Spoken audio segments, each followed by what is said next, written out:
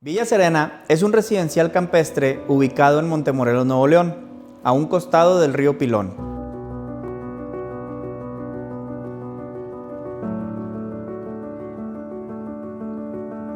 Es un lugar tranquilo, seguro e ideal para realizar actividades al aire libre acompañado de tus seres queridos.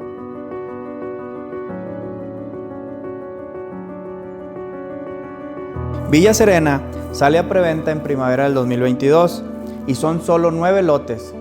Solicita más información y separa tu unidad a través del Instagram de Fase 3 Desarrollos. Fase 3 Desarrollos con letra. ¿Qué tal amigos? Bienvenidos a su podcast Negocios de a de veras. Después de haber consumido tantos libros de autoayuda y desarrollo personal, me di cuenta que todos te dicen busca un mentor. Entonces, la gran pregunta llegó a mi mente: ¿cómo lo encuentro? Es por eso que en Negocios de a de veras nos damos a la tarea de buscar empresarios que nos cuenten su historia y de esta forma entre todos poder encontrar esas herramientas que nos ayuden a gestionar nuestros proyectos con éxito. Mi nombre es Jehu Rodríguez y esto es Negocios de a de veras. ¿Qué tal amigos? El día de hoy nos acompaña el arquitecto Carlos Ortiz, es fundador de CO2 Taller. Carlos, bienvenido. Gracias por la invitación. No, hombre, un gusto, Carlos. Oye, Carlos, en este podcast platicamos un poco con los emprendedores acerca de las historias de la gente exitosa como tú, para ver, pues, que nos cuenten un poco de cómo han llegado a tener éxito en sus negocios y en sus profesiones, ¿no? Y quisiera yo empezar por la parte de tu formación. ¿Quién es Carlos? ¿Cómo se formó? Pues bueno, mira, yo nací en Nuevo Laredo, Tamaulipas. Soy regiomontano, nacido en Tamaulipas. Y por el tema del trabajo de mi papá, que se cambiaba mucho de ciudades, pues de Nuevo Laredo fuimos a Acapulco, de Acapulco a Puebla, de Puebla a la Ciudad de México, hasta que de pronto terminamos en Tijuana y finalmente cuando me toca hacer tercero de secundaria llego a Monterrey y pues ya aquí nos quedamos, ¿no? Entonces ya mi madre vio que Monterrey pues era un lugar donde había las universidades que ella había soñado para sus hijos y pues aquí había que quedarse, y mi papá siguió viajando pero nosotros ya no nos movimos, ¿no? Entonces llego en el 86 a Monterrey, estudié en la secundaria, en una secundaria técnica. En esa secundaria técnica pues teníamos era esta carrera de dibujo técnico, arquitectónico, y pues curiosamente desde la secundaria yo empiezo a relacionarme con este tema de la arquitectura a través de esto, ¿no? ¿Pero ya te gustaba o el gusto nació a partir del dibujo técnico? No, desde niño el tema de construir cosas y de estar ideando historias y anécdotas y paisajes y demás, me lo traía como medio innato. De hecho, en todos los tests psicométricos que tomé a lo largo de mi adolescencia, todos decían, tiene que ser arquitecto. Curiosamente, yo quería ser médico. Entonces, incluso justo en el momento en que terminaba la preparatoria, todavía estaba en esa disyuntiva. Y ahí viene el primer tema, ¿no? Justo cuando termino la preparatoria, pues mi papá tiene una crisis económica bastante fuerte, importante, y pues me dice, no vas a estudiar, necesitas de trabajar. Y para mí fue un shock así como tremendo, porque dije, ¿cómo? ¿Tú esperabas la universidad? ¿Por qué no voy a estudiar? O sea, yo quiero ser médico. Ya como que había decidido ser médico, y pues no hay. O sea, a ver cómo lo hacemos, ¿no? ¿Y trabajaste? Sí, pero ahí te va. Cuando entonces tengo que tomar una decisión, me doy cuenta que si entro a la carrera de medicina, no hubiera podido trabajar en los siguientes 7 años. O sea, me hubiera sido muy complicado por todo lo que me decían que era estudiar medicina, ¿no? Entonces, mi pasión era ser neurólogo, ¿no? Entonces, yo quería ser neurólogo. Entonces, de pronto regreso tantito y digo, puedo ser arquitecto, ¿no? O sea, todo el mundo me ha dicho que puedo ser arquitecto, entonces voy, me formo en la escuela de arquitectura, hablo con mi abuelo materno, y mi abuelo materno, que estaba ya muy enfermo, me dice, tú no te preocupes por los primeros 2 semestres, creo que sí alcanzo a sobrevivirlos, porque ya estaba muy enfermo de cáncer, y yo te pago. Entonces, pues órale, entonces jefe, llégale, güey, haz lo que quieras, el abuelo aquí se encarga, y Y entro a la carrera de arquitectura, pasé todos los tests sin ningún problema, ¿no? Con promedio muy alto y pues entré a estudiar arquitectura. Para segundo semestre, por las habilidades de dibujo técnico arquitectónico que yo ya tenía desde la secundaria, pude conseguir trabajo en una constructora. Y a partir de ahí ya no dejé de trabajar. O sea, a partir de segundo semestre pasaba de una constructora a otra, de pronto dejaba de trabajar de manera fija, pero le ayudaba como freelance a amigos que habían estado en semestres más superiores y que estaban haciendo algunas cosas ya por fuera. Y así fue como arranco mi carrera como arquitecto. ¿Y de alguna manera eso te ayudaba también a costear tu carrera o ya tu papá nuevamente te ayudaba? Para tercer semestre mi papá ya había estabilizado su tema, ya había conseguido un trabajo, o sea, realmente fue una paniqueada que tuvo en ese momento y que nos iba a afectar a mí y a mi hermana de una manera importante. Y ya empezó a ayudar al tema de la carrera, ¿no? O sea, al final, en tercer o cuarto semestre, la lana que ganaba era para mí. Y ya él se seguía encargando de lo que tenemos que encargarnos los papás, ¿no? Antes de que egreses. Sí, sin duda. Oye, Carlos, y por ejemplo, ahí nos cuentas de cómo fue tu vida universitaria. ¿Tú consideras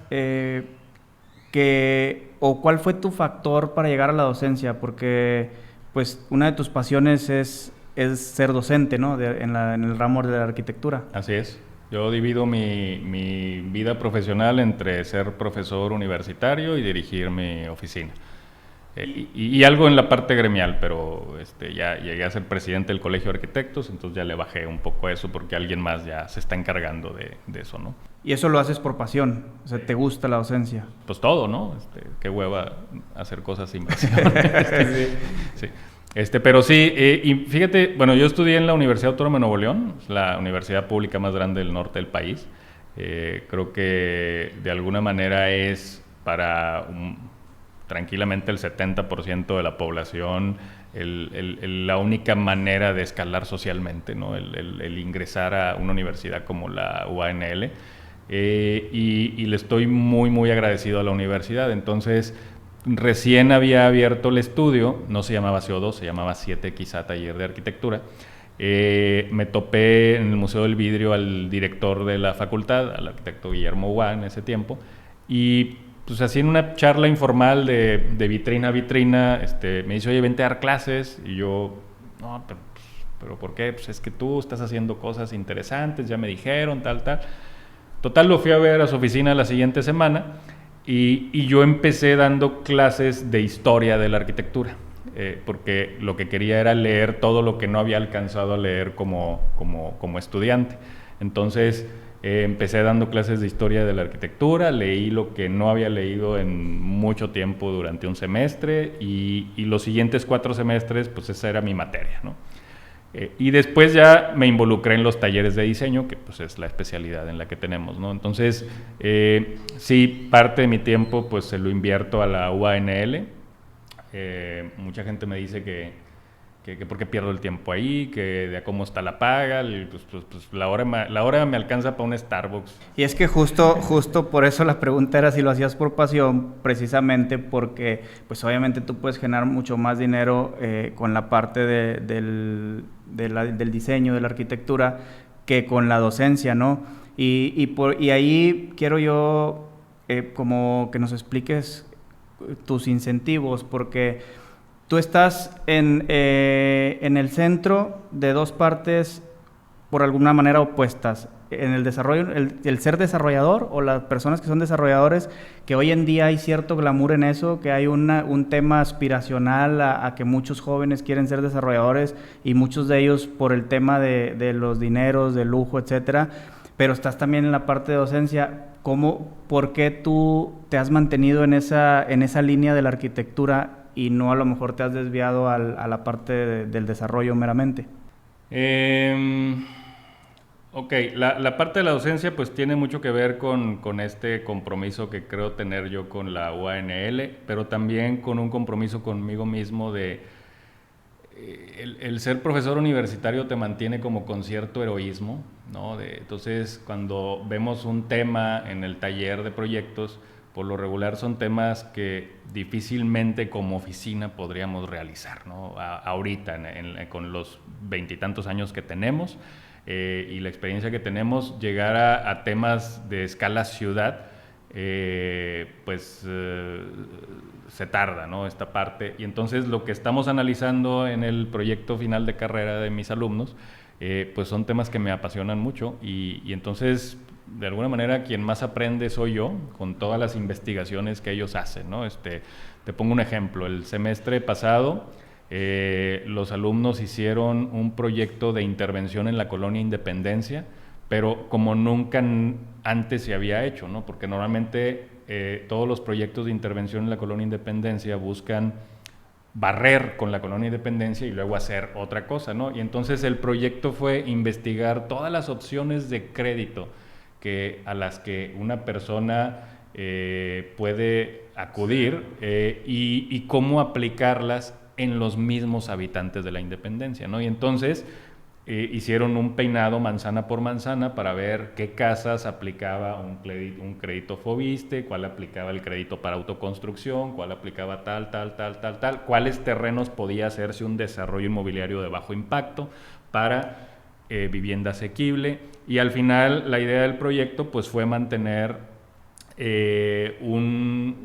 algo muy interesante en la colonia Independencia sin expulsar a sus habitantes, ¿no? Entonces, ese tipo de cosas creo que son muy interesantes. Y hace muchos años mis alumnos hicieron un proyecto en el que hacían algo parecido al DOT, al DOT, al Desarrollo Orientado al Transporte. Sí. En el concurso final del semestre, mis alumnos fueron descalificados del concurso porque cómo se les había ocurrido quitar cajones de estacionamiento y aumentar la densidad al doble. Entonces, pues bueno, chavos, no se agüiten. 3 años después se publica el DOT y pues fui a los profesores que fueron sinodales en esa ocasión, les dije, miren, aquí están a los muchachos que descalificaron, ¿no? Ya está aprobado esta idea que ellos traían desde otra perspectiva quizás, ¿no? Pero ahí estaba. Entonces, el encontrar dentro de la universidad estas posibilidades de ciudad, pues a nosotros como despacho nos nutre mucho, porque mis 2 socios son profesores también de la UANL, Felipe y Elisa, y entonces pues platicamos mucho este tema, ¿no? Y con este tipo de proyectos los mantienen frescos, ¿no? O sea, porque claro, los jóvenes están viviendo una realidad distinta a la que vivimos tú y yo cuando crecimos. Sí, porque de pronto terminas haciendo el mismo pinche edificio para distintos clientes, ¿no? O sea, que digo, lo podemos ver en la ciudad, ¿no? Que le cambias la pura fachada. Sí, porque pues no hay una intención ni un camino de estar autocriticando lo que estás haciendo para poderlo mejorar, sino simple y sencillamente estás ofreciendo un servicio para generar dinero tú. Y pues eso, yo creo que hacer dinero es muy fácil, ¿no? Hacer dinero y trascender se me hace que es donde muy pocos, ¿no? Y justo por ahí iba orientada mi pregunta en la segunda parte con el desarrollador, porque pasa luego mucho que arquitectos o despachos se enfocan meramente en el dinero y se olvidan un poco de lo que dices de trascender, de hacer ciudades bonitas, o de hacer ciudades sustentables, o no recuerdo los términos que usan ustedes, pero son términos de urbanismo. Entonces, y eso es algo que yo admiro de ti, que siempre estás con esa transmitiendo tanto en tus redes que eso es como tu misión, ¿no? O sea, es como tu manera de ver la arquitectura. Uh-huh. Y eso es a lo que iba mi pregunta de cómo lidias esa parte de no desviarte meramente por lo económico. Mira, lo económico es importante, o sea, no se puede decir de que no, eso a mí no me interesa, no es cierto. O sea, el que te diga que no le interesa el dinero está mal, ¿no? Vivimos en un sistema socioeconómico mundial en el que el tener dinero es necesario y sí es importante, ¿no? Nos interesa mucho que como arquitectura hacemos que mejore en poquito, mucho o muchísimo el pedazo de ciudad en el que le toca estar, ¿no? Entonces, Ahí voy en el tema de que no nos gusta especializarnos, ¿no? Aunque mi socia Elisa es especialista en restauración y Felipe, mi socio, es especialista en arquitectura médica, y yo de alguna manera tengo una maestría en urbanismo y desarrollo de vivienda, nos interesa mantenernos no especializados. Por ahí hay una frase que dice que en el momento en que en arquitectura te especialistas dejas de pensar porque crees que ya te lo sabes todo. Y entonces hacemos lo mismo, proyectos para desarrollo inmobiliario, proyectos residenciales, proyectos para todos los niveles de gobierno en cuanto a obra pública, hacemos proyectos institucionales, hacemos proyectos comerciales, hacemos proyectos de espacio público, hacemos proyectos de restauración y recuperación de edificios patrimoniales. Entonces, eso nos mantiene como con un montón de redes y de tentáculos abiertos, ¿no? Que nos permiten que si de pronto se nos cae uno, pues hay otros 7 que están fuertes, y de pronto si se caen 2, bueno, pues hay 5, y luego de pronto hacemos mucho de una cosa y tratamos de mantener este balance en cuanto a las tipologías que hacemos, para evitar que nos digan, es que nomás haces casas. No, pues es que nomás haces edificios de uso mixto, es que nada más haces... Y entonces, ¿qué pasa? Que llega un evento inesperado como una pandemia, y si nada más hacías una sola cosa, pues se las vieron muy negras, ¿no? De hecho, nosotros crecimos un 30% durante el 2020 más o menos, y pues de alguna manera creo que seguimos creciendo, ¿no? Y ha sido gracias a que no hemos dicho nada más hacemos esto y somos especialistas en esto, ¿no? Sí, nos mantenemos como muy abiertos a esa parte. Y que todo lo que hacen lo hacen bien, sin duda. Oye, Carlos, y ahí, por ejemplo, para los jóvenes, tú que tienes esa relación tan estrecha con los jóvenes en la docencia, hoy en día hay un tema en redes que pues a veces salen de que no estudies o que no gastes tu tiempo en la universidad o cosas así. ¿Tú qué les dices a esos jóvenes? Tú que lo vives en el día a día, que yo creo que pues eres alguien calificado para poder hablar del tema, ¿qué les dirías a esos jóvenes que de alguna manera nos topamos que no quieren estudiar, que pueden tener la posibilidad y no lo hacen? Es que esas situaciones tan absolutas así es que pues ve a Mark Zuckerberg y a Steve Jobs y a tal. Entonces, vaya, si de pronto ves a estos gurús que dejaron de estudiar, entre comillas, y entonces tú asumes y crees que la universidad no les sirvió para nada, pues hay que clavarse un poquito en las biografías de estos tipos, porque Facebook no existiría si no hubiera sido porque Mark Zuckerberg quería hacer una red interna dentro de Harvard. O sea, si no hubiera estado en Harvard o en cualquier otra universidad, pues muy seguramente eso no se le hubiera ocurrido, ¿no? Nace Apple gracias a un curso de caligrafía que Steve Jobs tomó en la universidad. O sea, ni siquiera tenía que ver con su carrera. El vato se fue siguiendo a una chava que le gustaba y se metió a un curso optativo de caligrafía, y ahí se dio cuenta que estas cosas tenían que ser bellas, porque eran horribles todo lo que había, ¿no? Entonces, y genera este diferenciador, ¿no? Entonces, no es por ahí, o sea, es entender la circunstancia en la que estás, y saber cómo a partir de esa circunstancia tú puedes modificarla poco a poco, quizás rápido, porque aparte también hay un componente importante de suerte, ¿no? Nosotros no hacemos desarrollo inmobiliario propiamente, ¿no? Creo que sería un siguiente paso dentro del modelo de negocios de CO2 Taller el poder hacer nuestro propio desarrollo inmobiliario en un corto plazo. Pero hace 7 años tuve el gran golpe de suerte de que se me presentó todo así en charola de plata para hacer desarrollo inmobiliario, y no supe cómo, porque no estaba preparado. Hoy estoy preparado para ser desarrollador inmobiliario y no tengo ese golpe de suerte que tuve hace unos años, ¿no? Entonces, hay que saber cómo leer lo que está pasando en tu entorno y siempre estar en preparación constante, ¿no? Entonces, este tema de deja la universidad se me hace lo peor que le puedes decir a un joven. Fíjate, yo personalmente pienso que la universidad sí es necesaria porque es un proceso formativo. Claro. A lo mejor no te va a dar todas las herramientas para cuando salgas, dependiendo la carrera que elijas, que yo creo que la arquitectura sí es como un médico, ¿no? O sea, ¿cómo vas a ser médico si no estudias? Entonces, a veces los que tenemos otras profesiones puedes estudiar una cosa y terminar trabajando en otra, pero ustedes no. O sea, ¿cómo vas a diseñar si no pasas por ese proceso formativo de la arquitectura, no? Así es. O sea, es algo que no. Entonces, ahí, ahorita que mencionas, tú ya con tanta experiencia, has trabajado en proyectos muy importantes y dices, hoy no tengo esa manera de desarrollar o no está todo en bandeja de plata, por así decirlo. Eso es para mí es un mensaje muy importante porque luego a veces también hay jóvenes que dicen, yo quiero ser desarrollador inmobiliario y apenas empiezan y ya quieren hacer un edificio de 17 pisos. Entonces, ¿cómo van a lograrlo si no hay una experiencia, ¿no? Entonces, tú que ya tienes tanta experiencia, dices, tengo que propiciar el momento y lo reconoces que ahorita, por ejemplo, no lo tienes, ¿no? Uh-huh.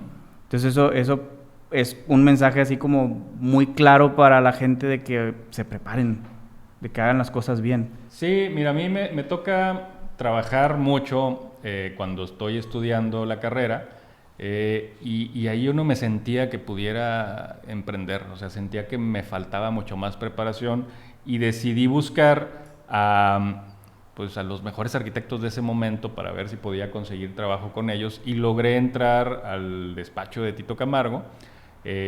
Justo cuando Tito Camargo estaba por salirse de ese despacho, ¿no? Que se llamaba Espacio Conceptual, alcancé a conocerlo en un par de días porque ya estaba mudándose y sigo trabajando con quien era su ex socio, con quien es su ex socio de ese momento. Después de ahí cambio totalmente de panorama y me voy a trabajar con un cuate que hacía diseño de imagen global, así le llamaba él, lo que soy el branding, y trabajaba para Grupo Pulsar, ¿no? Cigarrera y todo este rollo. Entonces empezamos a hacer cosas que no eran blogs, ni ladrillos, ni varillas, ¿no? Eran metal, madera, papel, o sea, cosas que se desmontaban, escenografías, y entonces eso me dio a mí una capacidad importante para poder pensar muy rápido proyectos que requieren 2-3 días para ser planeados, presupuestados y ejecutados, ¿no? Entonces, ahí hubo una formación interesante. Posteriormente regreso con Tito Camargo, ya a Camargo Arquitectos como tal, y me toca hacer, como me había tocado en la etapa 1 hacer la torre 1 de oficinas en el parque, me toca en la segunda etapa trabajar en la torre 2, ¿no? Con él. Y entonces ahí pues aprendí muchísimo, ¿no? Se da la circunstancia, ¿no? Conozco a una chava, ¿no? Decidimos que nos vamos a casar y pues bueno, empieza todo a planearse interesante. Resultó que su papá era arquitecto y bueno, pues lo conocí a don Fernando y sí, jijiji, jojojo, y lo normal. Y pues de pronto un amigo que trabajaba en Cemex me llama y me dice, oye, hay una vacante, vente, vamos a empezar a hacer un edificio en la Ciudad de México, el corporativo que diseñó Agustín Landa, que está en San Antonio, y queremos gente que nos ayude a coordinar. Iba a ser una especie como de gerencia de proyectos interna. Entonces, claro, el sueldo de un despacho de arquitectura al sueldo de una empresa como Cemex, pues estábamos hablando del cielo a la tierra. Y yo le digo a mi novia de entonces, hoy ex esposa, oye, chingón, o sea, ya voy a ganar una lana, güey, ¿no? Entonces, pues ya nos podemos casar y va a estar con madre y todo. Y entonces ella va y le cuenta a sus papás, muy emocionada, y pues me manda a llamar don Fernando. Me dice, oye, ¿cómo que empleado, güey? Pues dice esta muchacha que pues tú eres un arquitecto, ¿qué tal? No, yo digo que tienes que poner tu negocio. Obviamente yo, pues ¿cómo, güey? O sea, ¿con qué? Entonces me dice, mira, está bien fácil. Yo tengo una oficina abandonada en la colonia Roma, güey. Te la presto 2-3 años. Y arranca. Entonces, eso fue así. No pude dormir esa noche. O sea, ay, güey, esta o la otra, ¿no? La seguridad del sueldo de una empresa como Cemex con todas las prestaciones que iba a tener y la incertidumbre de ver si podía echar a andar un negocio, ¿no? Lo analizo fríamente y dije, caray, ya estoy diseñando una casa. Nos habían pedido una casa por fuera, ¿no? Y estaba junto con un amigo haciéndola. Habíamos cobrado cualquier porquería por hacer el proyecto, pero estábamos, ¿no? Y entonces dije, pues con eso empezamos, ¿no? O sea, y entonces ahí es este rollo que dice Pepe Mora de el salto de fe, y dijimos, bueno, va. Entonces le hablo a este cuate que fue mi socio por muchos años y le dije, oye, güey, pues está esto, ¿qué onda? Nos asociamos. Y resulta que él ya estaba empezando a construir, ¿no? Ya había tenido como cierta oportunidad, entonces traía una casa ya más o menos grande en construcción. Y me dice, oye, pues sí, hacemos esto, voy a meter este proyecto que traigo a la oficina y entonces ahí nos mantenemos un rato. Y pues le hablo al cuate de Cemex y le digo, no voy, güey. No, cabrón, ya están tus contratos listos para firmarse, no tienes idea de la friega que es trabajar con recursos humanos, pues no voy. Y pues al final me felicita, me dice, oye, excelente decisión, te felicito, dale, ¿no? Entonces pues yo ya regreso acá con el ex suegro y, oiga, me presta la llave, y pues ya vamos allá, llegamos cada quien con nuestra computadora, el lugar estaba semiabandonado, el ex socio de él usaba una parte para un despacho de contable que tenía y pues ahí nos hicimos buenas migas con el despacho contable y dio la casualidad, y ahorita te cuento una historia bien interesante porque justo estamos ahorita ayudando a esta institución mucho. Tito Camargo en ese tiempo estaba diseñando el nuevo edificio de Cáritas de Monterrey. Y entonces le dice a Cáritas, les regalo el proyecto, pero ustedes páguenle al mi arquitecto, que es el que lleva el proyecto. Entonces mi sueldo me lo pagaba Cáritas de Monterrey. Entonces cuando me siento con Tito para decirle que ya me iba, me dice, bueno, y feliz, ¿no? Abrazo y genial, Carlos, te ven muy bien, llévate el plotter, así, te regalo el plotter. Y yo, acabo de comprar uno nuevo, ¿verdad? Pero estaba uno ahí yonkeado. Entonces, pues órale, tenemos plotter, ¿no? Chingón. Entonces empezó el despacho con plotter. Y plotter en los 90s, en el 99, era hablar de un aparato súper costoso, ¿no? Y me dice Tito, oye, ¿y a quién de estos que están aquí afuera, o sea, el resto de sus colaboradores, crees que sea el bueno para que siga llevando tu proyecto de Cáritas? Se quedan en tu lugar. Ahí se me prendió el foco y fue como que, puta, de aquí soy. Le digo, oye, Tito, pues yo le sigo, güey. O sea, tú no me pagas, me está pagando Cáritas, sigue siendo tu proyecto, o sea, yo sigo siendo tu chalán, pero pues dame chance de seguir manteniendo ese sueldo, lo que les... Entonces, si no ha sido por Cáritas de Monterrey y la casa que traía Ángel en ese momento ya en acabados finales, tronamos. Oye, pero fíjate cómo estás hablando de que se alinearon varias cosas, o sea, no fue solo la decisión de lanzarte a emprender y decir sí se puede, sino que lo que yo entiendo es de que se alineó la oficina abandonada, el proyecto de Cáritas y todavía el regalo que te hicieron del plotter y demás, te dieron herramientas para que tú pudieras seguir gestionando más proyectos. Claro, había unas condiciones ideales para hacerlo, o sea, un año antes o quizás un año después, yo estaría trabajando en Cemex. Es más, yo me estaría jubilando, yo creo, ¿no? El cuate que me iba a contratar ya se acaba de jubilar el año pasado. Y acaba de abrir su oficina. ¿Y sigues teniendo contacto con él? Claro, somos muy amigos, ¿no? Entonces, sucedieron las cosas de tal manera que... Y luego, obviamente, pues ahí empezamos... no había redes sociales, ¿no? Entonces, descubrimos que si pagábamos un inserto en Entre Muros... y hacíamos una especie como de publireportaje donde dábamos consejos de qué debería de ser arquitectura y cómo pues a lo mejor eso iba a funcionar y lo estuvimos haciendo, o sea, dejamos de no quedarnos con 10,000 o 15,000 pesos trimestrales, que es lo que costaba la publicación en ese momento, por meter ese dinero ahí y por varios meses, pues era dinero que creíamos que se estaba yendo al caño, pero... llegó un momento en el que empezaron a hablarnos clientes, ¿no? Oye, es que yo he coleccionado estos de Entre Muros donde han salido ustedes porque me gusta lo que escriben y ahorita que ya puedo hacer mi casa quiero que me la hagan.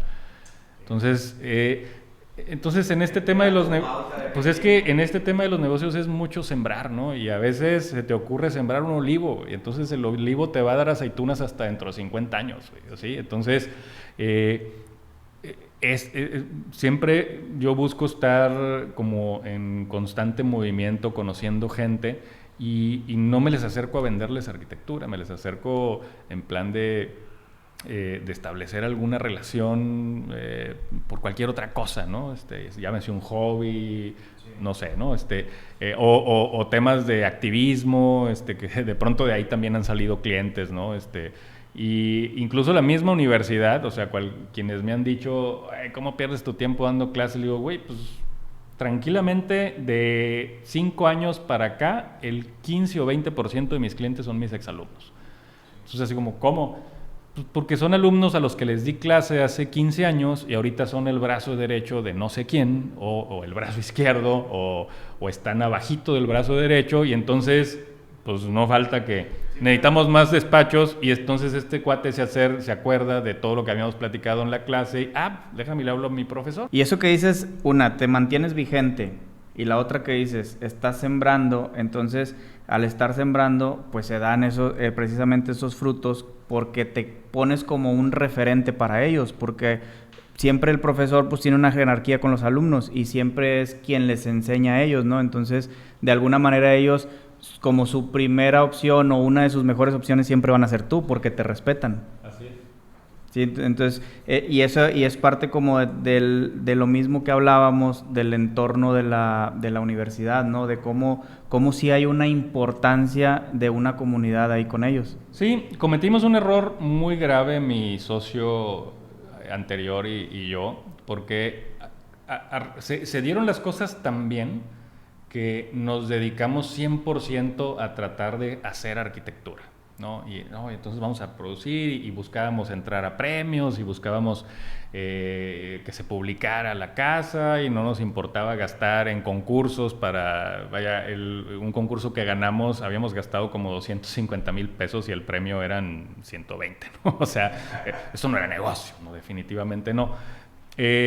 Entonces, el habernos clavado tanto en eso, en solo hacer arquitectura y no cuidar la parte de crecimiento de negocio, nos llevó a la quiebra. Y que ya estamos hablando de ya decisiones completamente diferentes, que ya son ahora decisiones empresariales, o sea, ya no es un tema de diseño, ya no es un tema de arte, ¿no? Porque de alguna manera ustedes son artistas.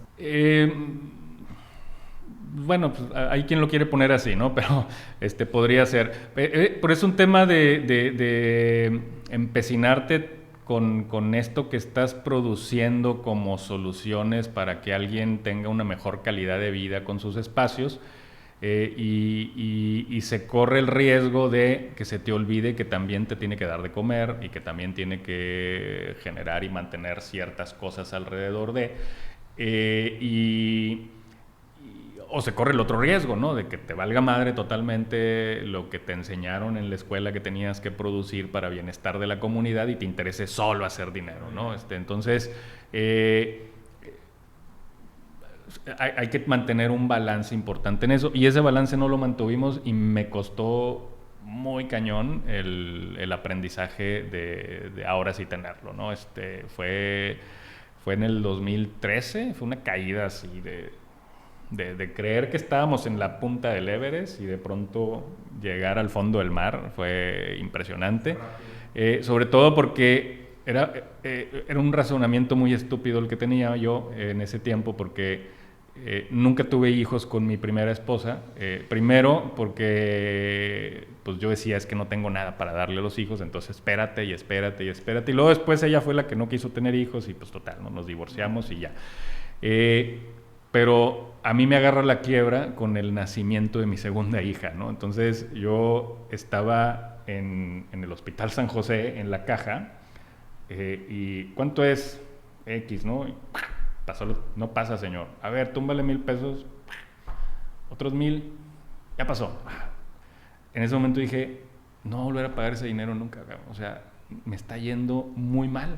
O sea, y bueno, ya los otros los saqué en efectivo y terminé de liquidar la cuenta, ¿no? Pero para mí el momento en el que estaba firmando la salida de mi hija del hospital fue, puta, ¿qué hice, güey? O sea, no hice un negocio. O sea, me dediqué a hacer arquitectura y se me olvidó la parte del negocio y estamos empinadísimos. ¿Y ha sido tu peor momento ya como negocio? Sí, como negocio ha sido el peor, y el peor por todo lo que implicó después. O sea, vaya, terminé peleado con quien considera uno de mis mejores amigos. O sea, es fecha que no nos hablamos, ¿no? Vaya, a Ángel le fue tan mal emocionalmente que ya no vive en el país, ¿no? O sea, es un tema... tuvo la suerte de que su esposa no era mexicana, entonces se fue, ya tuvo que hacer otra vida completamente fuera de México. Y para mí tuve que definir en 10 minutos qué iba a hacer, porque yo tenía que comprar pañales y leche el día siguiente. Entonces, el balance de, puta, ¿sigo haciendo arquitectura o hago dinero? Entonces, lo primero que hice fue llenarme de gente que me diera tips. O sea, así como cuando arrancamos hubo un mecenas, ¿no? Una persona que me ayudó, así de pronto un cliente que en ese momento le tocó vivir la etapa de transición, me sentó en su oficina, él dirige un hospital muy grande, me dice, a ver, Carlos, este rollo es así, así, así, así, tienes que cuidar esta otra parte, ay, ¿con quién más hablo? No, pues con tal, el abogado, el contador. ¿Empezaste a estructurar la empresa ahora sí? Sí, porque aparte viví 6 meses en conciliación y arbitraje, ¿no? Porque nos desmandaron 3 albañiles, se enteraron los demás que teníamos un desmadre y llegaron 20 demandas en fila, ¿no? Entonces, fue súper estresante. Fui al hospital 3 años después del estrés que teníamos. Pero ahí me di cuenta que tenía que haber un balance perfecto. Hoy sé cuánto tengo que facturar el año que entra, cuánto tengo que vender, cuánto tengo que facturar mensual. O sea, todos esos datos los tengo yo, además de ser el líder de diseño de toda la oficina, ¿no? Va a llegar un punto en el que quizás lo pueda delegar, no al 100, pero sí mantener como mucho control de eso, pero hoy por hoy el golpe fue tan fuerte que eso solo está en mi computadora y está compartido con mi asistente y mis socios, ¿no? Oye, y justo eso es algo que admiro yo de ti, tu apertura y tu sencillez de contar las cosas y la apertura con las personas, ¿no?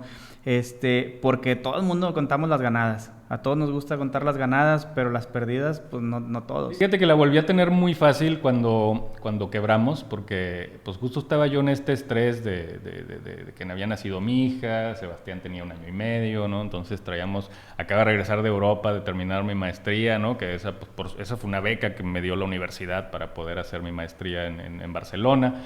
Entonces, sí era muy complicado, y de pronto un amigo de un despacho muy famoso aquí en México me dice, oye, güey, yo necesito un director de proyectos, cabrón, o sea, olvídate de eso y vente de la Ciudad de México a vivir conmigo.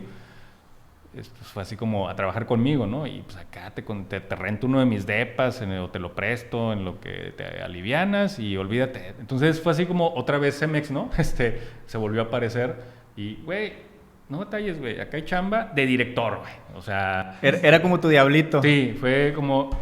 Y entonces viene esta segunda encrucijada, ¿no? Entonces le digo a mi esposa, a Elisa, que también es mi socia, y le digo, oye, Eli, pues pues está esto, ¿no? Me dice, claro que no, güey. O sea, ¿cómo vas a cerrar el trabajo de 13 años de chinga de tu parte para irte a trabajar con alguien? O sea... que ella me pudo haber dicho, sí, cabrón, porque no está llegando dinero de tu lado, ¿no? Entonces me dice, a ver, de las consultorías que yo doy y de mis clases, de eso vivimos, y tú enfoca todo el dinero que ganes en la oficina para levantar la oficina.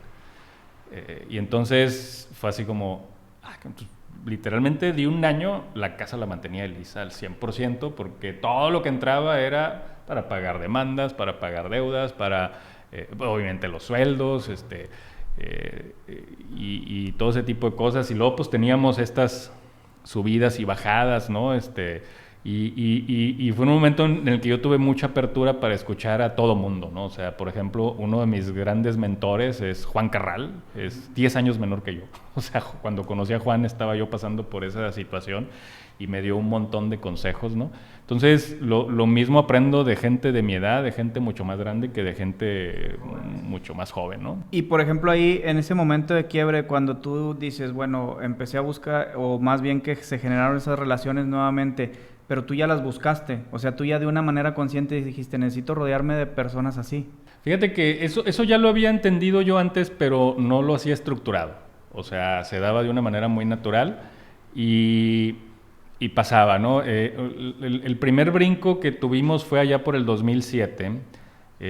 Me toca ir a tocar, voy y le toco la puerta a Soriana, y en ese tiempo el director de proyectos era Ángel García, un arquitecto que ya falleció, y nos hicimos muy amigos, ¿no? Pero Ángel fue el que me hizo reestructurar la manera en cómo funcionaba la oficina, ¿no? Porque éramos yo y la gente que dibujaba. Entonces me decía, güey, si quieres salir de las casas, tienes que tener una estructura distinta, ¿no? Tiene que haber un líder de taller, tiene que haber líderes de proyectos, tiene que haber proyectistas, tiene que haber tal. Entonces me hizo una estructura y me dice, si me traes esta estructura así, y me le pones nombres y apellidos, te paso proyectos. Entonces regresé a la oficina, hicimos reingeniería de cómo estábamos organizados y ya llegué. A ver, Ángel, este es el rollo. Perfecto, vamos a empezar, ¿no? Y entonces, por 10 años, el tiempo que Ángel fue el director de proyectos en Soriana, hicimos muchos proyectos de ese tamaño y Soriana fue para nosotros un aprendizaje importante porque además éramos los arquitectos de sitio de Watt International, que es la firma de arquitectura que hace toda la imagen de Soriana, tanto en lo gráfico como en lo arquitectónico, ¿no? Entonces ahí fue un aprendizaje tremendo y ahí se fueron abriendo como muchas otras posibilidades, ¿no? De pronto, pues un día llegó la competencia de Soriana, ¿no? Y nos mandan llamar a México y pues nos dicen, a ver, güey, nos gusta mucho lo que le están haciendo a esta empresa, nos firman este contrato de exclusividad y les pasamos chamba de manera eterna, ¿no? Entonces, lo leímos, no nos gustó, nos paramos de la mesa y nos fuimos, ¿no? O sea, no había certeza de la cantidad de la cantidad de proyectos que nos ofrecían no era lo suficiente como para renunciar a tener diversidad de clientes, ¿no? Entonces dijimos, no nos interesa, muchas gracias. Y también fue así como, híjole, otra decisión difícil, pero queríamos mantenernos libres, ¿no? O sea, era este tema de prefiero ser cabeza de ratón que cola de león, ¿no? Y justo ahí entra el tema del camino del emprendedor o del empresario, de que pues a veces pensamos que el éxito es en manera lineal y no es así, ¿no? Va lleno de baches y muchas veces no muchas veces, todo el tiempo hay decisiones difíciles que tomar y es lo que nos platicas, cómo tomaste una decisión difícil desde que empezaste, cuando caes en quiebra, luego llega nuevamente esta empresa a quererte contratar, ahora tienes este nuevo posible contrato, pero de alguna manera nunca has traicionado tus ideales, ¿no? O sea, es como, o más bien la pregunta es, ¿cómo encontraste tú cuáles eran tus ideales o cómo encontraste qué es lo que no debes de traicionar? ¿Qué no debe de traicionarse a sí mismo, Carlos? Fíjate que ese también fue un tema bien interesante y me lo dio algo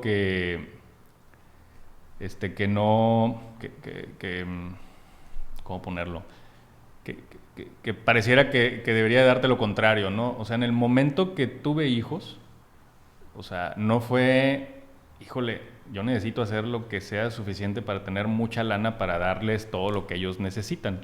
Fue al revés, fue, ¿qué no debo de hacer para que ellos, cuando sean grandes, no se sientan avergonzados de lo que yo hice y al contrario, a quien vean le presuman lo que yo hice, ¿no? Entonces, ahí fue donde empezamos a decidir qué no hacer, ¿no?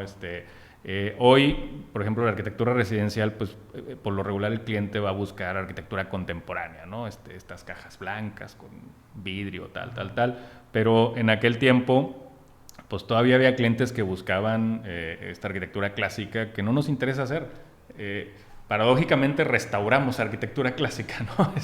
Pero original. Entonces, pero no hacemos estos pastiches históricos desde cero.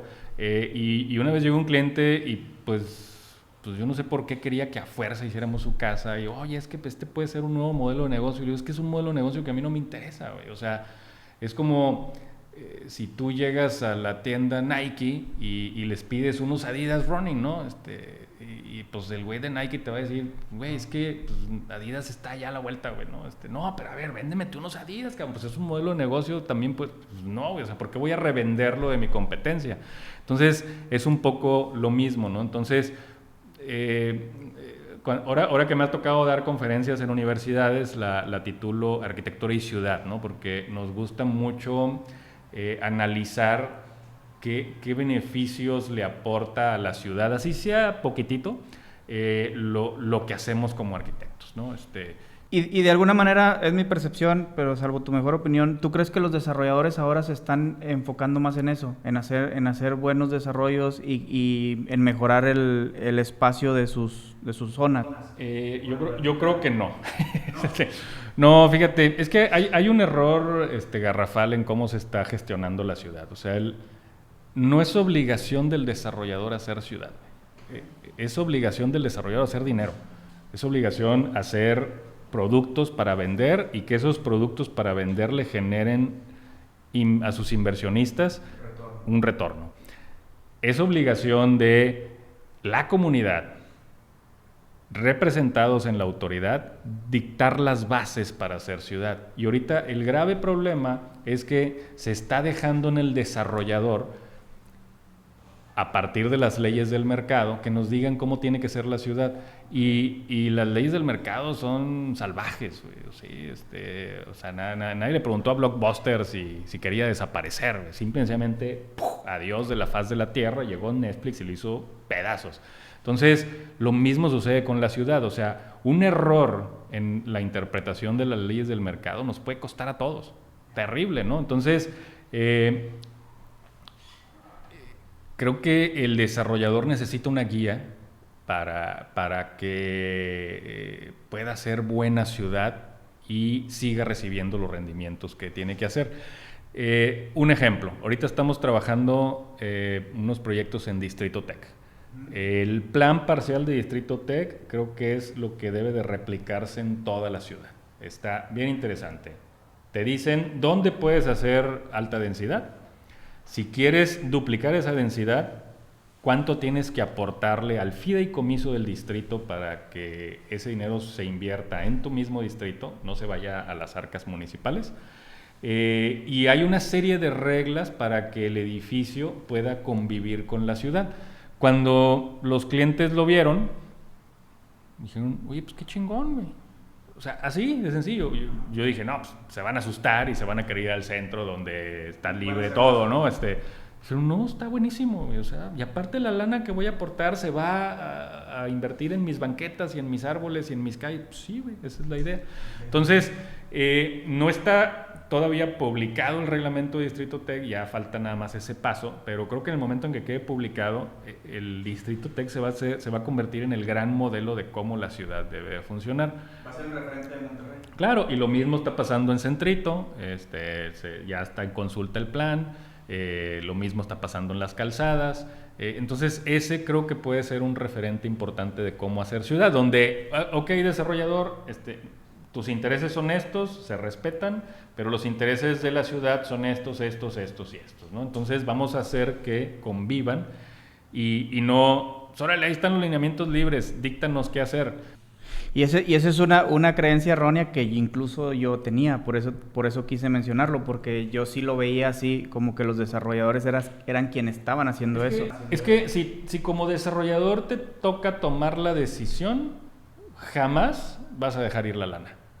O sea, punto. ¿Por qué? Porque yo le rindo cuentas a mis inversionistas, ¿sí? Entonces, si me dejas tomar la decisión, sí, pero si me marcas las reglas del juego, yo evalúo, mira, mi TIR y mi retorno y todo esto funciona muy bien, le entran, como está pasando en el TEC. Entonces, y también hay quien decide no usar los aprovechamientos urbanos optativos y hacer lo que se le pegue la gana, ¿no? Entonces, pero al final de cuentas no vas a impactar tanto negativamente la ciudad como si lo hicieras de la manera masiva, ¿no? Entonces, yo creo que sometemos al desarrollador a un estrés innecesario al dejarles a que dicten las reglas de cómo debe ser ciudad, ¿no? O sea, ¿por qué Juan tuvo que decidir cómo ser Distrito Arboleda, ¿no? Pues ellos lo decidieron, ¿no? Y está bien, o sea, creo que es un lugar muy bueno, pero tuvo que haber sido hecho de otra manera. Sí, no, hombre, y sin duda, digo, nos has compartido mucho conocimiento y pudiéramos quedarnos platicando mucho. Pero una de las cosas que hacemos es cuando mencionamos que vamos a platicar con alguien, a veces traemos preguntas de las personas, y ahorita traemos una pregunta de un exalumno tuyo, Asael Cantú, es arquitecto, él ya ahorita está diseñando y está con un desarrollador, y nos dice, ¿nos podrías explicar cómo hacer de la arquitectura un negocio? Creo que muchos jóvenes se preguntan cómo tener una calidad de vida alta con la arquitectura. Mira, cuando me toca ser presidente del Colegio de Arquitectos, mi proyecto insignia se llamó Architecture Insiders, el foro de negocios para arquitectos. Se me echaron encima todos los arquitectos de la vieja guardia. Bueno, no todos, ¿no? Hubo quien sí fue al foro y me empezaron a decir, oye Carlos, la arquitectura no es un negocio, ¿cómo se te ocurre dentro del colegio de arquitectos hacer un foro de negocios, güey? Y fue así como, entonces, ¿qué es? Es un servicio. Y luego, o sea, si vaya, Starbucks me da un servicio, me vende un café y me presta su sala para sentarme a tener una videoconferencia, o a trabajar, y es un negocio. No, es que no estás entendiendo, es un servicio a la humanidad y tal, no, el que no está entendiendo eres tú, cabrón. O sea, porque como tú ya estás acá y ya tuviste tu negocio, ¿no? Y vives de las rentas que te produjo ese negocio, pues lo que no quieres es dejar que los chavos aprendan estas cosas ocultas de la arquitectura, ¿no? Entonces le llamamos el foro de negocios todas aquellas cosas alrededor de la arquitectura que hacen que suceda, ¿no? Entonces, ¿cómo lo podemos hacer negocio? Sabiendo negocios. O sea, no negarse a entender qué es un modelo de negocios, cómo lleva una contabilidad, cómo llevar las finanzas, cómo hacer proyecciones de ventas, cómo hacer prospección de ventas, cómo hacer mercadotecnia. O sea, ese tipo de cosas también tienen que ver con la arquitectura y hay que entenderlas, ¿no? Y luego, pues hay un tema muy importante que adolece mucho la Facultad de Arquitectura de la UANL, ¿no? Es que todos nuestros amigos son arquitectos. ¿Sí? A diferencia de un estudiante de la UDEM o del TEC, que dentro del mismo campus se relacionan con alumnos de otras carreras. Y en arquitectura no, en arquitectura nos casamos con arquitectas, ¿no? Porque estamos en la misma escuela, ¿no? Es la facultad de arquitectura y no tenemos relación con otras carreras, ¿no? ¿Y sientes que eso enriquece la economía del arquitecto, el que tenga diversos profesiones? Tus clientes no van a ser arquitectos. O sea, tus clientes van a ser gente de otras profesiones y quizás arquitectos que sean desarrolladores inmobiliarios, ¿no? Y que no les interese ponerse a diseñar, porque luego hay desarrolladores inmobiliarios, arquitectos que se ponen a diseñar también. Entonces, hay que tener parte del éxito o una muy buena parte del éxito, además de conocer todo lo que sostiene un negocio, es tener una muy buena red de relaciones sociales, ¿no? Siempre estar abierto a conocer gente, a no llegar y decirle, oye, mira, este es mi Instagram. No, güey, te va a correr, ¿no? O sea, hay que llegar en un plan buena onda. Mi cliente más importante del año pasado, pues es una relación de 10 años. O sea, y hace 10 años no llegué a decirle, oye, ¿me das chamba? No, simplemente nos fuimos conociendo, fuimos intercambiando cosas, ¿no? Nos interesaban temas similares sobre ciudad. De pronto, pues este cuate llega a un puesto importante dentro del gobierno y pues nos llama, ¿no? Oye, ¿te interesa trabajar en esto? Pues claro, ¿no? Vamos a darle, ¿no? ¿Por qué? Porque tenemos 10 años platicando de lo que debe de hacerse, ¿no? Entonces, es el momento de ejecutarlo. Sí, a veces estas relaciones te dan frutos al año siguiente, a veces dentro de 10 o 15 años, entonces hay que mantenerse muy abiertos, ¿no? A ese tema. Y muy importante, pues definir qué quieres ofrecer como arquitecto, ¿no? O sea, no puedes estar picando en todos lados. Sí, no, estos son mis principios y si no te gustan, acá tengo otros, ¿no? No, o sea, a ver, por aquí me voy yo, y nosotros hemos tenido que decir, híjole, no a la chamba, porque no es lo que hacemos, o sea, vaya, no nos interesa. Y como te decía hace rato, y es parte de lo que admiro de ti y que sin duda te agradezco yo y te agradece todo mundo que seas tan claro y tan directo en decir las cosas, porque a veces la gente se esconde para decir lo que piensa, ¿no? Y es algo que tú no haces, o sea, nunca lo haces. Oye, Carlos, y para ir cerrando, quisiera que nos compartieras cuál es el legado de Carlos. Y fíjate que curiosamente yo...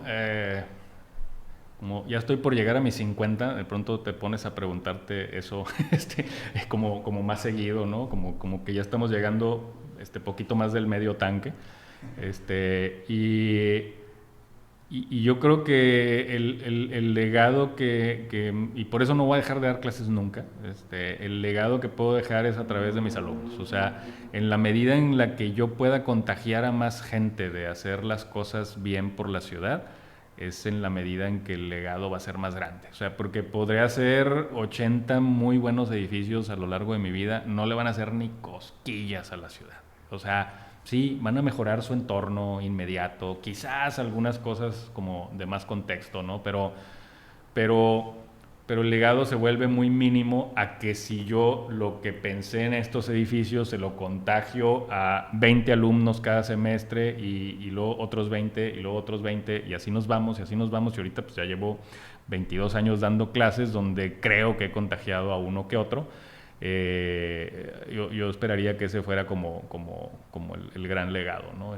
Y pues bueno, ya los edificios y la arquitectura que hagamos, pues ya los críticos se encargarán de decir si funcionó o no. Nosotros hicimos nuestro mayor esfuerzo por hacerlo bien y pues ya veremos, pero sí me gustaría que a quienes les di clase o quienes pasaron por esta oficina y después hicieron sus propias oficinas o fueron a dar a otras, pues sí se les moviera como este chip de hacer las cosas bien por mejorar la calidad de vida de la ciudad donde vivan. Que sin duda lo estás logrando. De hecho, tengo el gusto de conocer a varios arquitectos y todos dan muy buenas referencias de ti. Eso creo que lo estás logrando muy bien. Tus redes sociales, Carlos, para que nuestra audiencia te vea. Mi oficina es CO2 Taller en Instagram y en Facebook, y me pueden encontrar en c.ortiz2 en Instagram para mi red personal, y pues ahí estamos. Perfecto, te agradecemos muchísimo este espacio y lo que has compartido con nosotros. Gracias por la invitación, bienvenido a la oficina. Y gracias por el espacio. Esto fue Negocios de Veras. Gracias por acompañarnos en este episodio. Recuerda que si algo de lo que aquí tratamos te hace sentido y te ayuda a tu emprendimiento, misión cumplida. Ese es nuestro objetivo.